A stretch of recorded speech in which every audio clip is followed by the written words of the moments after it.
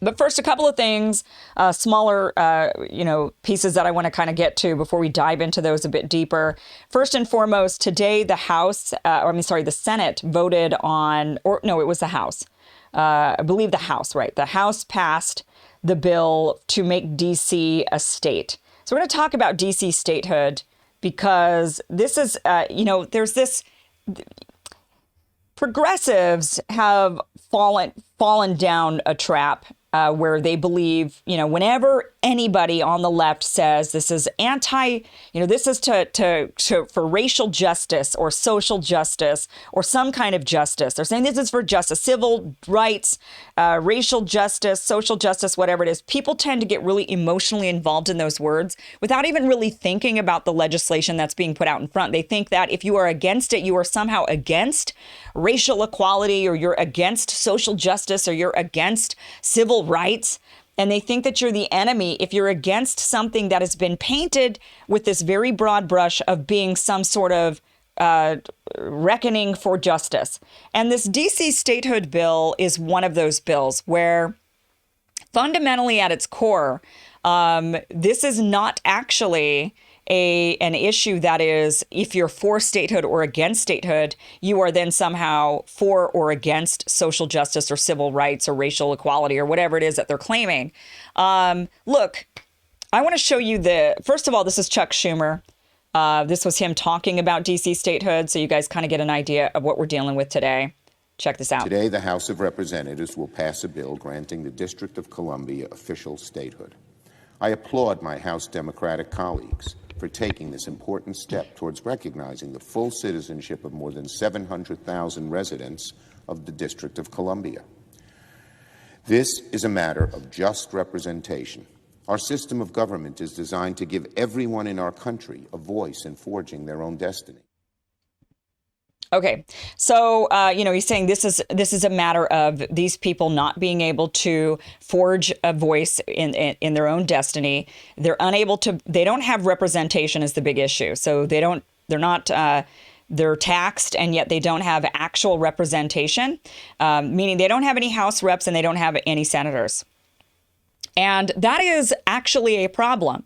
People in this country all should have a voice. I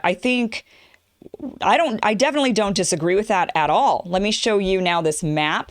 I want to show you a map and of Maryland so that we can kind of understand also what we're talking about, the area that we're talking about. Do we have this map? I think I might have. I'll let you grab that So the thing is that I don't disagree that people in Maryland, in DC, should have the right to vote and have representation. They absolutely should have that representation. The issue is, how do they go about getting that representation? And the Democrats, their idea is that they want to make DC a state, right? So that is I think I slacked it to you, to be honest with you. Or no, there it is. There it is. Just getting easy to get the right image. But so their idea is they're going to make DC a state. This is how they want to resolve giving these people their rights. But look at this. This is a map of Maryland and Virginia.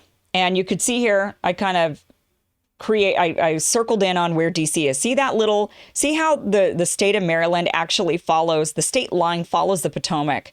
And then suddenly there's this odd spot where it doesn't follow the Potomac. Instead, it goes up and jets in like a square, like a rectangle, and then it goes back and follows the Potomac. Okay? So there's obviously something weird here, right? That is because that land belonged to Maryland, and Maryland gave that land to the federal government in order to help them make DC. Virginia also gave a piece of land in order to make DC, Washington, DC. However, a while later, Virginia actually took that land back. It was given back to Virginia. They took that land back. And now the only land that creates Washington, D.C. is land that was Maryland's land. And when you look at that map, it's obviously Maryland's land. I mean, Maryland follows the Potomac, and then suddenly, just for this little square mile, it doesn't. And then it goes back and follows the Potomac.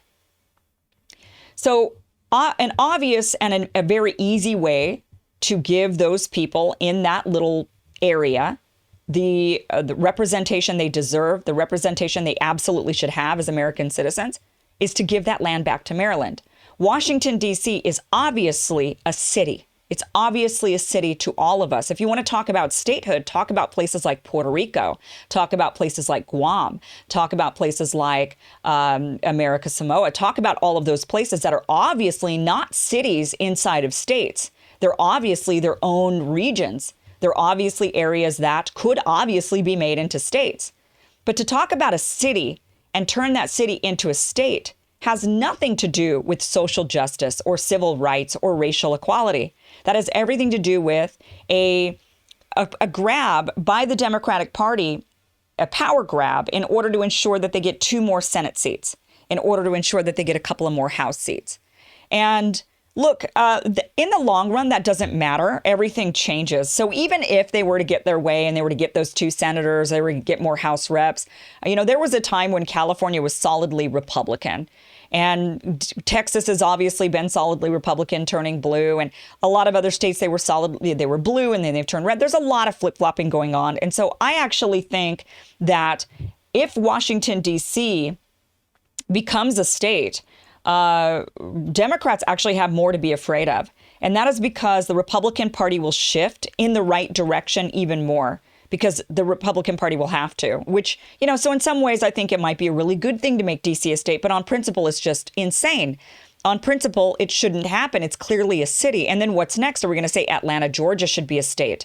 Because we need racial equality. We need racial justice. And you've got this solidly blue area of Georgia that is mostly inhabited by African Americans. And the rest of Georgia is super Republican and super white. And so will they have a case to say, in the essence of racial justice, we need to turn Atlanta into its own state. We need to remove it, secede it from Georgia. So fundamentally, anybody who can look at a map can see that obviously Washington, D.C. is just a city inside of a state, and that state is Maryland. And if you want to give those people the representation, then you just make them part of Maryland. Well, why isn't Maryland inviting them to that? Well, because Maryland is controlled by the Democratic Party. And all of the politicians in Maryland rely on money from the DCCC. And so they're not going to go against the Democratic agenda. They're not going to talk against the DCCC. So they're not offering statehood to Washington, D.C., even though that is the obvious solution to this problem. So, but again, look, they can do it. They can go through this. They can think that this is a good idea to turn D.C. rather than a place like Guam or Puerto Rico or all these other areas into states, rather than fighting for that. If they really truly cared about equality, civil rights, racial justice, they would talk about our occupied territories like colonizers. They would talk about those areas, but they don't. They keep their mouths shut. So this isn't about that. Don't be fooled. It's never about that. It's never about actually getting social justice, racial justice, civil rights. It never is. And anybody who thinks that suddenly if D.C. becomes a state and you get 2 more Democratic senators, suddenly this will make it easier to push through progressive legislation, you're living under a rock. Democrats have no desire to push forward progressive legislation. They had their opportunity, and we saw the squad squander that away when they had the opportunity to force a vote, and they didn't. So the Democratic Party, if they get 2 more seats in the Senate, they're not going to suddenly become more progressive. This does not mean they're going to suddenly be able to push forward progressive agendas. And that, if you're on the right and you're watching this, should be a relief to you. They're not going to do all of those radical things, all of those radical socialist things that you think the Democratic Party is going to do. I've got news for you. They are the furthest thing from socialists. The Democratic Party of today is the Republican Party of yesterday. So if you consider yourself a Republican conservative, you might want to consider joining the Democratic Party. I know that you might think that some of the people in there are annoying, but I mean, come on, you had really annoying people inside of the Republican Party too. So that never stopped you before. But the policies of the modern Democratic Party are no different than the GOP party of George Bush. So this is not, ultimately, this isn't a matter of social justice, racial justice, civil rights. There's an easier explanation, an easier solution to giving people inside of that little area. I think it's 4 square miles, to give them that area the rights that they absolutely deserve. And they should absolutely have representation. But this is a power grab ultimately, and that does not mean, no, that suddenly, those of us who think that DC statehood is a bad idea, it does not make us anti-progressive, anti-social justice, anti-civil rights, anti-everything. We might as well just join the Republican Party. Maybe we will, because you know what? Once the Democratic Party gets a stranglehold on the Senate and they get those 2 extra seats, I'm telling you, the Republican Party will shift even more. They will have no choice but to become more and more the party of the workers. And when they do, the Democratic Party actually should be afraid of that. There is a shift happening, and we're watching it in real time. And as the Democratic Party continues to do these things, these sort of power grabs, rather than just having better policies, rather than just fighting for the people, rather than actually having a platform and an agenda, rather than lip service, but actually accomplishing things that are for the people. And then people, oh, but they can't because they don't have the power. They don't have the power. That's not believable, guys. Many times they've had the power, they just choose not to do it. So, look, this isn't, this isn't going to result in suddenly a better America. It just won't. It's just a power grab. It's a way to get us all divided and distracted. And it's just another one of those tactics. And we shouldn't fall for it.